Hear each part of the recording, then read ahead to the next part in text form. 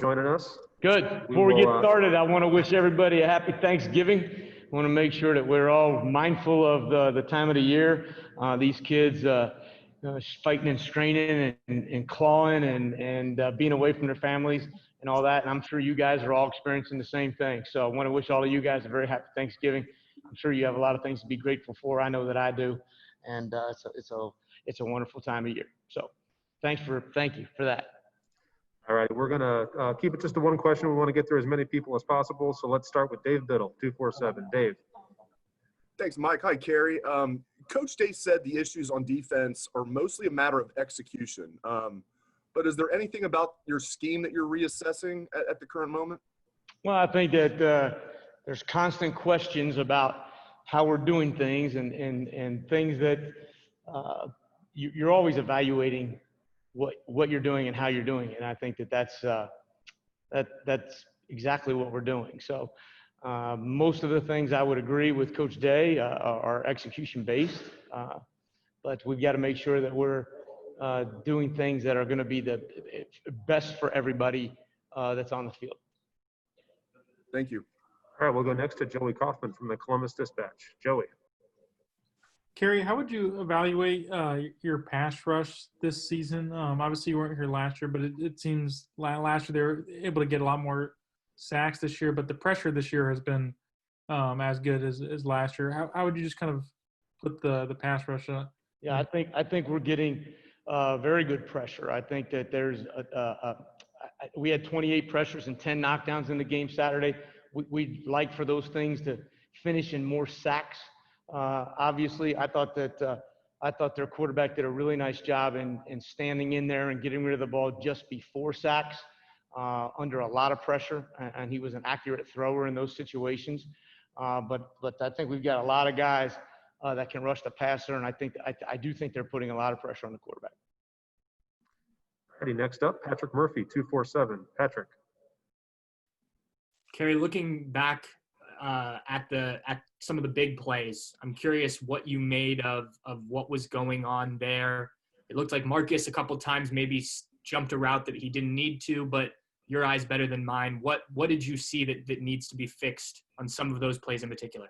Well, I think that, first of all, we have to fix the big plays. There's no question about that. I think that you're not inaccurate at all. I think sometimes we press or look to make a bigger play than what exists for us in the structure of our defense. And it's really important that I do a better job of coaching that and making sure that we all understand we don't need to go necessarily make all the big plays. We need to make sure that we're not chasing something that's not there that creates a big play. Hey, next up, Bill Rabinowitz, Columbus Dispatch. Bill? Yeah, Kerry, when you watched the tape, was it better than you thought it'd be or worse than you thought it would be? It was, well, that's a great question. Those 4 plays in particular are, those are egregious. And so when you watch those, it doesn't make you feel good. There's so many good things, and being ahead 35-7 and being where we've been in all those situations. And there were a lot of really, really good plays. But there's no question that just like all of you, that the focus ends up on those ones that don't go well. And those are the ones that have got all of our attention this weekend and will going forward. And those are fixable errors that have to be fixed. And that's our job. That's my job. Thanks, Kerry, and happy Thanksgiving. Thank you, Bill. Appreciate that. All right, we'll go next to Dan Hope, 11 Warriors. Dan. Kerry, you guys only played 5 players on the back end on Saturday. Is that enough? Are there other guys who need to get in there and, maybe give you guys some different combinations on the back end? Yeah, I think that's a great question. I think that as the season continues to progress, we would certainly like to play more guys and to have more opportunities for guys to play. I've always believed that. And so we're constantly looking for those opportunities to get more guys on the field. Thanks, Kerry. Sure. All righty, we'll go next to Doug Lamarice, Cleveland.com. Doug? Hey, Kerry. Hi, Doug. How you doing, Kerry? Great, thanks. Looking forward to watching Braden on Thanksgiving Day. Hey, good. Thank you. Just a specific play, just to help us be smarter and how we analyze this stuff. The deep ball when 7 was in coverage, and Marcus looked like he came up and tried to help on maybe an underneath route where the linebackers were in some coverage. Yep. What should a safety do in that situation? How's the defense designed to work there? Because it wound up that 7 had the guy one-on-one, and once the guy got a step, it kind of was over.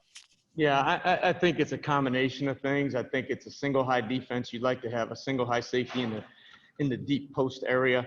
I think something flashed in front of his eyes, and that makes things challenging sometimes. And routes that obviously if we had that play back, we would like to play that differently.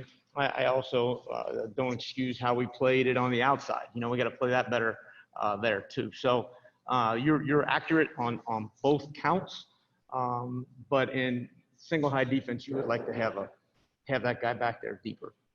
Okay, thank you, Kerry. Yep. All righty, we'll go next to Austin Ward from Leonard Monroe. Austin. Hey, Kerry. Happy Hey, Thanksgiving. Austin. Thank you. You too. We know that you're going to coach your guys extremely hard, whether you win or lose. One of the things that Coach Dave brought up after the game is when you're looking at personnel and scheme and then the way you're teaching and coaching, like those are the 3 areas you look for improvement. When you're looking at evaluating yourself from Saturday, what is it you think that you need to do this week? I think I have to do everything better, Austin. I think we have to, obviously, whatever you see on the field is a reflection of what you've taught and how you've taught. And so when any player at any position makes a mistake, that as his coach, you should take that personally, and I do. And those are things that I have to fix, and I have to do a better job. And I think it's important that, I tell the kids all the time that it's my opinion that when we make a mental mistake, that's my fault. That's something that I didn't get coached well enough, that I didn't get taught well enough. And that's my responsibility. And so, that's where we've got to see improvement this week. Thanks, Kerry. Sure. We've got time for just a couple more. We'll go to Bill Landis from The Athletic. Bill. Hey, Kerry. Hi, Bill. You have 3 linebackers right now who are playing really well, and I know you took a hit on the back end when Cam Brown got hurt. So given all of that, how comfortable are you right now playing in nickel? And especially when you get into games like Saturdays where a team's dropping back to throw the ball 50 times, it still seemed like you guys stayed in your base defense for the most part. Yeah, I think that was true on second down, Bill. I think on third down we were able to get our third down package on the field, and we're comfortable with that. Played the nickel in second down in the fourth quarter, and so. You're right. The 3 linebackers are playing really well. We've tried to manipulate and use some of the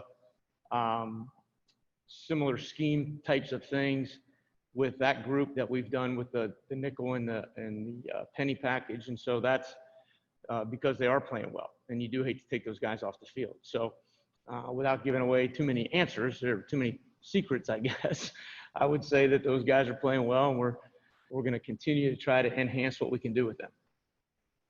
All righty, we got time for 2 more. We'll go first to Nathan Baird, Cleveland.com. Nathan. Hey, Kerry, you talked before the season about having to prepare a lot of guys for, the eventualities or kind of the unpredictability of this season. Yep. And in both you and Ryan are talking about trying to get more guys on the field maybe to prove themselves. I'm just wondering, are you getting close to being forced into a situation where you have to take a leap of faith with some of the younger guys? And how tough is that as a coach to do when maybe a guy on the field isn't doing that well, but you haven't necessarily seen another guy get on the field to show you something else? I think it's a great challenge. I think it's a great question, Nathan, because it's easy to sub an interior defensive lineman and let them get experience. It's much harder on the islands of the secondary to do that. And so those are things that we would like to do. And those are things that when it's 35-7, you would look forward to having that opportunity to do that. And so we're practicing a lot of depth. We're not playing a lot of depth. And some of that is a function of the way these second halves have gone. And so that's something that we would like to be able to do. You're absolutely right. And that leap of faith is a big one. So, that we'll see what happens this weekend. Sorry, just to clarify, so it's harder to do that with secondary guys just because they're more exposed than you would be if you're just playing one of the 4 defensive line spots? Well, sure. If you're if a defensive lineman steps to the wrong gap on something, then that's one issue. If a secondary player makes a mistake, it can result in points, and that's the bigger area, right? When you're playing the game, you want to make sure that you're protecting the team, and so that's always a reasonable challenge in the back end. And the last question for Coach Coombs, we'll go to Brendan Gulick, Buckeyes Now on Sports Illustrated. Hey, Kerry. Hi, Brendan. Hey, just want to follow up on your response to Patrick Murphy's question. So it sounds to me like both you and Coach Day now have a couple of times alluded to the design of this defense is not to allow big plays. Right. How do you coach guys? How do you walk that fine line of telling guys to pick their spots to be aggressive because you want them to create turnovers, you want them to make big plays defensively without being over aggressive and getting away from the scheme? Yeah, I think that's what experience teaches you. And I think that you're exactly right. It's a very fine line because if we just back everybody up, right, 20 yards, then that's not good defense either. We've got to experience these things. We've got to make these plays. We've got to feel them. We've got to feel them in practice and change some things up in practice the way we're doing some of those things to give them maybe a little bit more of that kind of exposure on Tuesday and Wednesday that rather than Saturday, if that makes sense, Brendan. And so experience is the greatest teacher, and we got a good dose of it on Saturday. And so we're going to have to continue to improve on those decisions when what is the acceptable risk and what is the risk reward for how I play a specific play. And that's important for us going forward. Thank you. All righty, Coach. Thank you very much for your time. Really appreciate it. Appreciate you guys. Thank you.